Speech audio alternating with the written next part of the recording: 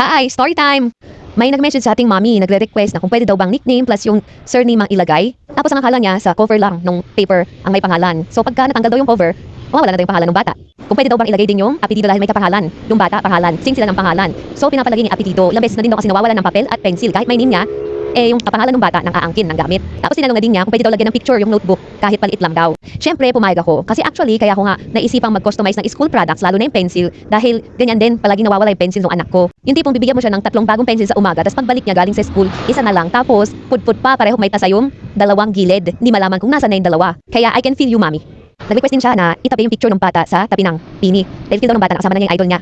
So, here it is. Ito na ang finished product.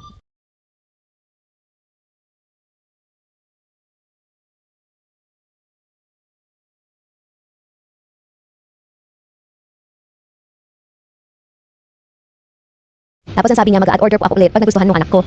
At pag nasunod daw yung mga request nila. Tapos nung na-deliver na sa kanila yung parcel, nag-message siya na nagustuhan daw ng anak niya. And then true enough, nag-add to cart siya ulit, nag-check out siya ulit ng notebook. Ito yung second order niya.